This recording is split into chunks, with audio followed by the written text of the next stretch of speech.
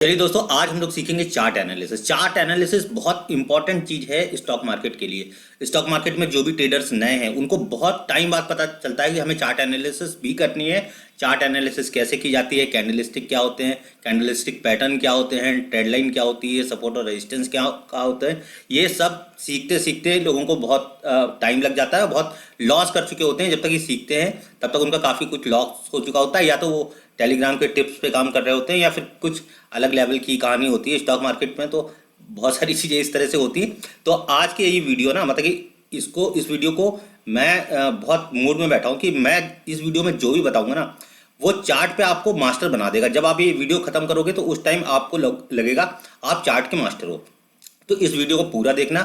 इस वीडियो को अगर आपने ध्यान से देख लिया, आप निश्चित तौर पे चार्ट पे बहुत अच्छा करने लगोगे। आप किसी भी स्टॉक का चार्ट पढ़ने के लिए आप किसी के मोहताज नहीं रहोगे कि मुझे किसी से चार्ट रीडिंग करवानी है या किसी के उस तरह से हम उससे चार्ट सीखेंगे। आज के बाद आप खुद से ही चार्ट एनालिसिस करोगे और खुद से चार्ट एनालिसिस करने के बाद अपने स्टॉक मार्केट के इन्वेस्टमेंट के डिसीजन भी या ट्रेडिंग के डिसीजन भी आप खुद ले पाओगे।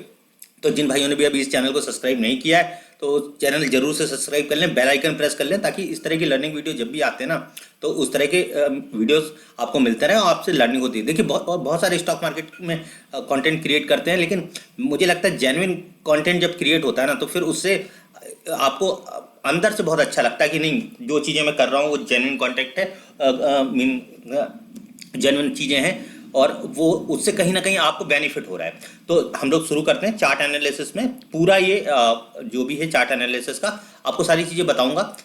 तो हम लोग शुरुआत करेंगे। देखिए, यहाँ पे कुछ हम मोटा मोटा एक वो हम लोग ड्रॉ कर लेते हैं कि हमें सीखना क्या क्या चार्ट एनालिसिस में।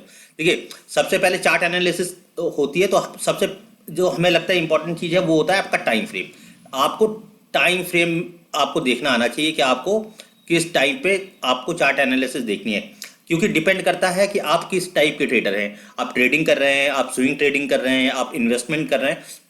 तो जब हम ये चार्ट एनालिसिस करेंगे तो वो सारे टाइम फ्रेम की बात करेंगे कि किस टाइम फ्रेम पे ट्रेडिंग होती है, किस टाइम फ्रेम पे इन्वेस्टिंग की जाती है, किस टाइम फ्रेम पे स्विंग ट्रेडिंग होती है। जो लोग स्टॉक मार्केट में पुराने हैं, बहुत दिन से कर रहे हैं, उनके लिए ये वीडियो बिल्कुल भी नहीं है। ये सिर्फ उन लोगों के लिए है जिनको स्टॉक मार्केट में अभी साल भर हुआ है, 6 महीने हुआ है, प्रॉफिट बनाने की सोचते हैं, चार्ट एनालिसिस में अच्छे नहीं है या चार्ट एनालिसिस नहीं पता है। शुरू में देखिए हमको भी नहीं पता था, मैंने सीखी, अब मैं आपको सिखा रहा हूँ। तो ये इंपॉर्टेंट चीज़ है, ये मुझे पता है। तो सबसे पहले तो हम लोग टाइम फ्रेम की बात कर लेंगे कि टाइम फ्रेम क्या होगा। तो अभी ये जो इंडेक्स है, मतलब कि हमें सीखना क्या क्या है, तो पहले तो हमें टाइम फ्रेम सीखना है। अलग अलग टाइम फ्रेम हम लोग कैसे लगाएंगे। दूसरी सबसे इंपॉर्टेंट हमें चीज़ जो सीखना है चार्ट पे, वो चार्ट पे ट्रेंड सीखना है। ट्रेंड को अलग टाइम फ्रेम पे देखना सीखना है कि आप किस टाइम फ्रेम पे कौन सा ट्रेंड आप जो है वो चल रहा है। हो सकता है बड़े टाइम फ्रेम पे बीयरिश मार्केट हो, छोटे टाइम फ्रेम पे बुलिश मार्केट दिख रही हो। तो अलग अलग टाइम फ्रेम पे अलग अलग ट्रेंड किस तरह से काम करते हैं, दूसरी चीज हम लोग वो सीखेंगे। फिर हम लोग सीखेंगे सपोर्ट और रेजिस्टेंस, है ना। तो एस सपोर्ट हम लोग सीखेंगे कि मार्केट के सपोर्ट कहाँ कहाँ बनते हैं और सपोर्ट बेसिकली क्या होते हैं। सपोर्ट को हम किस तरह से कन्विक्शन ला सकते हैं कि ये मार्केट का सपोर्ट है। और इसी तरह से रेजिस्टेंस, सपोर्ट और रेजिस्टेंस एक ही चीज होते हैं लगभग। कभी जो सपोर्ट होता है वही रेजिस्टेंस हो जाता है, रेजिस्टेंस ही सपोर्ट होता है ना। तो ये सपोर्ट और रेजिस्टेंस भी हम लोग इसके अंदर जरूर से सीखेंगे। और सपोर्ट और रेजिस्टेंस बहुत ही इंपॉर्टेंट चीज होती है मार्केट के लिए। तो ठीक है ना, ये सारी चीजें हम लोग कवर करेंगे। हाँ, इस वीडियो के अंदर थोड़ा सा इंडिकेटर्स को हम लोग अवॉइड करेंगे। इंडिकेटर्स को हम लोग अलग अलग इंडिकेटर्स, अलग अलग उसके वीडियोस आएंगे तो थोड़ा इंडिकेटर्स की अपनी एक सेटिंग्स होती हैं। तो सारा वीडियो बहुत लंबा हो जाएगा। वैसे ये भी वीडियो काफ़ी लंबा हो जाएगा अगर सारी चीज़ें हम लोग कवर करेंगे। तो हम लोग लगभग ये सारी चीज़ें यहाँ पे सीखने वाले हैं। तो चलिए अब हम लोग सबसे पहले टाइम फ्रेम की बात कर लेते हैं। तो मैं इसको डिलीट कर रहा हूँ। टाइम फ्रेम क्या है, देखिए ये आपका चार्ट यहाँ पे लगा हुआ है। यहाँ पे आप देख रहे हैं कि एक आपका 15 मिनट का चार्ट लगा हुआ है। तो बैंक निफ्टी में 15 मिनट में देखिए अभी क्या दिख रहा है, बैंक निफ्टी 15 मिनट में डाउन जा रहा है। 15 मिनट में बैंक निफ्टी क्या है, ये ओपन हुआ 45,892 के आसपास और अभी ये वहां से करेक्ट होके काफी नीचे आ गया है। तो अब ये चीज तो ठीक है, बैंक निफ्टी यहाँ डाउन जा रहा है। तो हमारा ओवरऑल मोमेंटम क्या है, अब हम लोग यहाँ को अलग अलग टाइम फ्रेम पे, अब हम लोग सीधे चलते हैं कि थोड़ा सा टाइम फ्रेम बड़ा करते हैं। 1 आवर के टाइम फ्रेम पे क्या चल रहा है। देखिए 1 आवर के टाइम फ्रेम पे भी मार्केट अभी ट्रेंड है। देखिए अब क्या होता है ना, अभी मैं बता रहा हूँ कि देखिए मार्केट ट्रेंडिंग है। ट्रेंडिंग कैसे मार्केट पता चलेगा, देखिए एक ट्रेंड लाइन 1 घंटे के चार्ट पर हम लोग ड्रॉ कर लेते हैं। ठीक है, मार्केट ये ट्रेंडिंग मार्केट है और ये मार्केट घूम फिर के यहाँ पे आ सकता है। देखिए इसी को ट्रेंड लाइन बोलते हैं। जब आप ये ट्रेंड लाइन कहीं भी से भी स्टार्ट कर सकते हैं। तो टाइम फ्रेम पे हम लोग अलग अलग आवर पे देखिए, अब 1 घंटे के टाइम फ्रेम पे ये एक ट्रेंड लाइन है। ट्रेंड लाइन अगर इसको ब्रेक करती है तो मार्केट की जो है डायरेक्शन ठीक हो सकती है। नहीं तो क्या होगा कि मार्केट यहाँ तक आएगी, मार्केट ये धीरे धीरे करके आप यहाँ तक आ जाएगी और फिर यहाँ से मार्केट फिर वापस ऊपर चली जाएगी। तो ये सारी चीज़ें ट्रेंड लाइन में हमें क्लियर दिख जाती हैं, इसलिए हम ट्रेंड लाइन खींचते हैं। मैं आपको बताने वाला हूँ ट्रेंड लाइन में अलग अलग टाइम फ्रेम पे सपोर्ट रहता है। देखिए अब ये ट्रेंड लाइन हमने खींची है 1 घंटे के चार्ट पे। अभी हम लोग जरा ट्रेंड लाइन सॉरी क्या हो गया, अभी हम लोग ट्रेंड लाइन खींच लेते हैं थोड़े से छोटे टाइम फ्रेम पे। अब हम लोग खींचते हैं 15 मिनट के टाइम फ्रेम पे। देखिए आपको कितना डिफरेंस नजर आएगा। यहाँ मार्केट थी 15 मिनट के चार्ट पे, अगर हम लोग ट्रेंड लाइन खींचे होते यहाँ पे, एक हम लोग यहाँ पे एक ट्रेंड लाइन ड्रॉ कर लें 15 मिनट के चार्ट पे। देखिए मार्केट ने कितनी बार इस ट्रेंड लाइन पे सपोर्ट लिया। हम यहाँ पे देखिए ये एक ट्रेंड लाइन है, मार्केट ट्रेंड लाइन के आसपास आई, यहाँ से सपोर्ट लेके चली गई, फिर आसपास आई। क्योंकि यहाँ से क्यों सपोर्ट लिया, क्योंकि यहीं पे ही सपोर्ट है। आप ये देखिए सपोर्ट लेवल है मार्केट का, यहाँ पे कैंडल बनती है। फिर बुलिश की बात कर ली।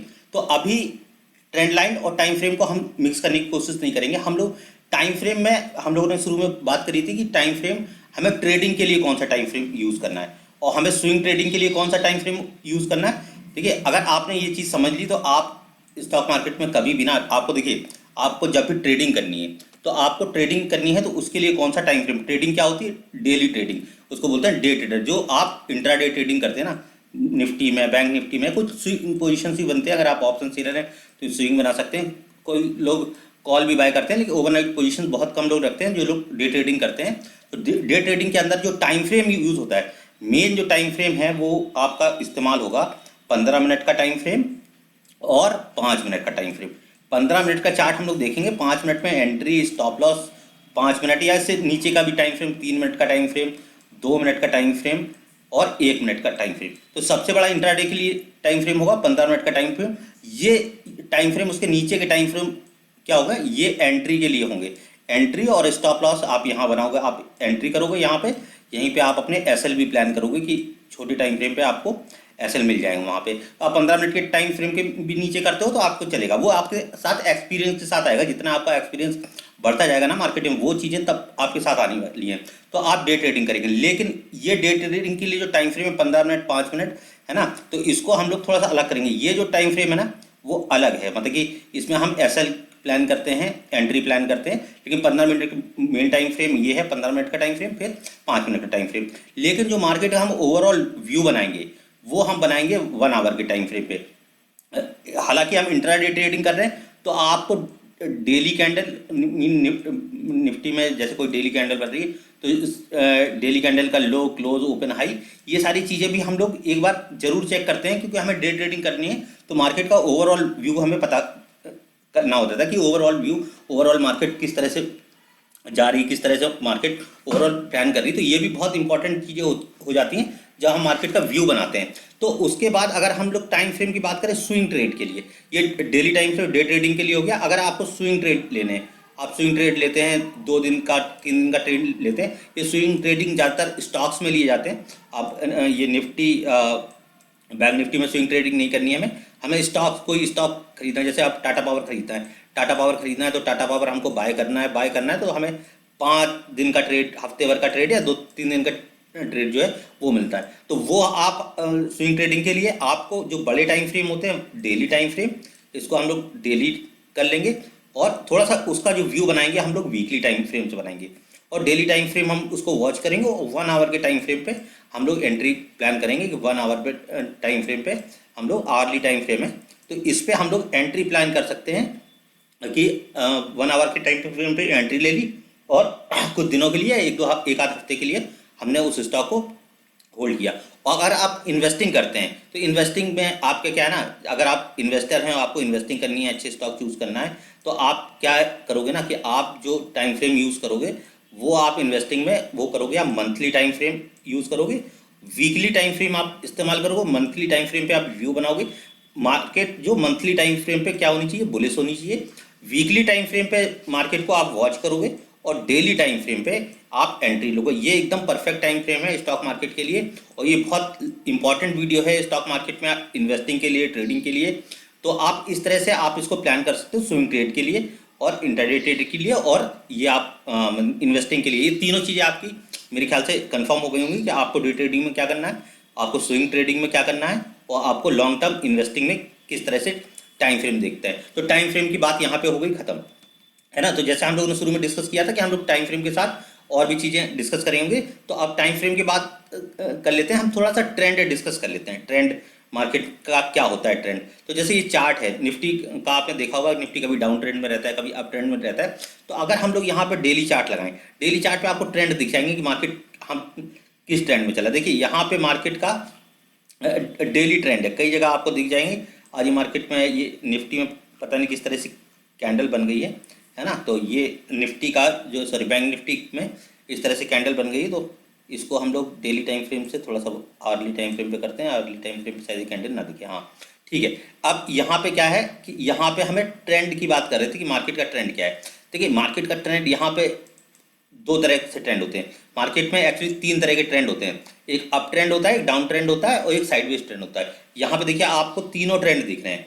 यहाँ पे आप देखेंगे ना, मार्केट में एक अप ट्रेंड चल रहा था, एक ट्रेंड लाइन के साथ अप ट्रेंड, फिर मार्केट में यहाँ से आपको एक डाउन ट्रेंड दिखाई दे गया, ये मार्केट का एक आपको डाउन ट्रेंड है।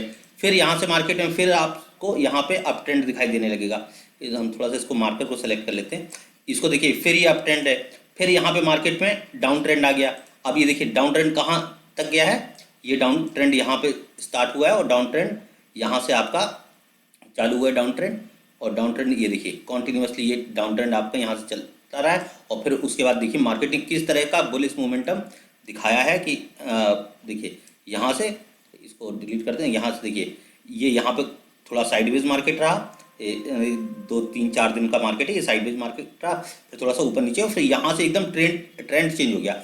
अब ऊपर से अगर हम कोई ट्रेंड लाइन ड्रॉ करें, देखिए कितना अच्छे से काम करती है ट्रेंड लाइन। अगर ऊपर से कोई हम लोग ट्रेंड लाइन ड्रॉ कर दें तो देखो यहाँ हमें पता चल गया था कि मार्केट का जो मोमेंटम बुलिश हो गया, क्योंकि ये वाले लो ब्रेक नहीं कर रही थी। मार्केट ने जो लो बना दिया था 23,628 के आसपास का, ये लो ना मार्केट ब्रेक ही नहीं कर रही थी। तो ब्रेक नहीं कर रही थी तो इसका मतलब है जो मार्केट का जो ट्रेंड है वो चेंज हो गया है ना। तो यहाँ पे कुछ देर साइडवेज रही, और साइडवेज मार्केट होती है क्योंकि जब मार्केट में एक्यूमुलेशन होता है ना, तो फिर मार्केट वहाँ पे साइडवेज होती है। वहाँ पे डिसीजन जो है वो मेकर्स डिसीजन नहीं ले रहे होते हैं या नहीं ले पाते हैं कि हमें मार्केट में बाइंग करनी है, सेलिंग करनी है। तो उस वजह से जो मार्केट का जो ओवरऑल सेंटीमेंट है वो साइडवेज हो जाता है। तो वहाँ पे थोड़ी सी ट्रेडिंग जो है रिस्की भी होती है, और वहाँ पे ट्रेडिंग करना हमें अवॉइड भी करना चाहिए। तो मार्केट का ये जो फेज़ है, जितना फेज़ आप ये देख रहे हैं मार्केट का, ये आपका जो साइडवेज फेज़ है, आप इसको साइडवेज फेज़ करेंगे। साइडवेज फेज़ का एक रूल है कि मार्केट जो सपोर्ट लेवल और रेजिस्टेंस लेवल, ये रेजिस्टेंस लेवल था इसका, सपोर्ट लेवल और रेजिस्टेंस लेवल के बीच में ही ट्रेड करती रहती। तो मार्केट देखिए सपोर्ट और रेजिस्टेंस के बीच में कॉन्टिन्यूसली ट्रेड करती रही, लेकिन इसका लो ब्रेक नहीं हो रहा था। तो मार्केट के सेंटीमेंट बुलिश होते गए, और मार्केट ने एक ब्रेकआउट दे दिया, इस रेजिस्टेंस को ब्रेक किया, और ब्रेक करने के बाद एक मार्केट ने अच्छी रैली दिखाई। तो इस तरह से हम मार्केट में हम लोग हमेशा ट्रेंड को समझने की कोशिश करेंगे। बहुत सारे आपको ट्रेडिंग में भी ट्रेंड के इंडिकेटर मिल जाएंगे, हालांकि वो इंडिकेटर्स उतने काम नहीं आते हैं, और मैं उनको यूज़ करने की वो भी नहीं कहता हूँ कि आप उसको यूज़ करो। आप अपनी ट्रेंड लाइन खुद से ड्रॉ करो, मार्केट के एनालिसिस आप खुद करो, क्योंकि उसी लिए हम चार्ट एनालिसिस करेंगे। सारा कुछ इंडिकेटर बेस्ड हो जाएगा तो हमें एनालिसिस करने की ज़रूरत क्या होगी।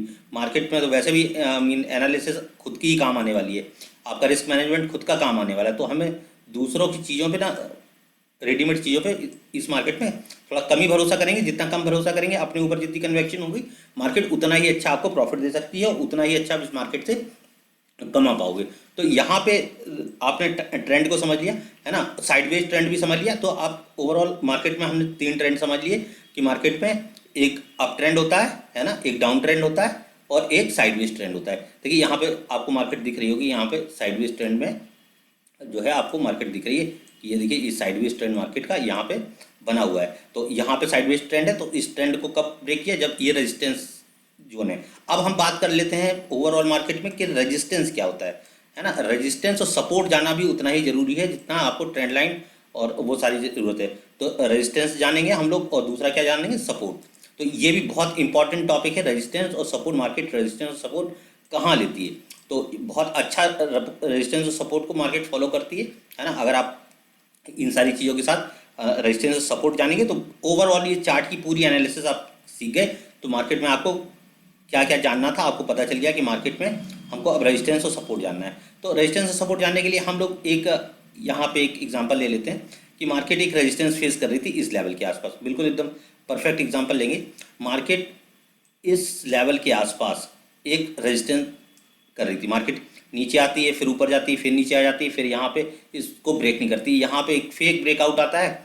आप अगर फेक ब्रेकआउट से बचना चाहते हैं तो उसका भी नया वीडियो आपको मिल जाएगा, है ना। जो लोग हमारे सब्सक्राइबर्स हैं, चैनल को सब्सक्राइब किया है, वो लोग के लिए भी नया वीडियो बना दूंगा। साथ में ऑलरेडी पड़ा हुआ है, हम लोग फेक ब्रेकआउट से कैसे बचते हैं, RSI के थ्रू कैसे बचेंगे, या फिर हम लोग ऑप्शन डेटा देख के कैसे बनेंगे। निफ्टी बैंक निफ्टी के अंदर की बात हो रही है, स्टॉक्स की बात नहीं कर रहे हैं। तो कैसे बचेंगे इस सब डेटा को देख के।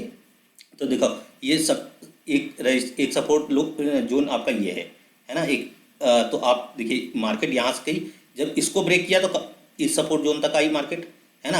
अब ये जो सपोर्ट है ये मार्केट के लिए रेजिस्टेंस का काम किया। यहाँ पे मार्केट क्या थी, सपोर्ट ले रही थी, और यहाँ पे मार्केट ने देखिए मार्केट फिर ऊपर गई, मार्केट नीचे आई, फिर मार्केट अगले दिन फिर ऊपर। यहाँ मार्केट को रिजेक्शन मिला, क्योंकि क्या हो गया है, ये अभी सपोर्ट जो की तरह काम कर रही थी, अब ये रेजिस्टेंस की तरह यहाँ मार्केट काम कर रही है।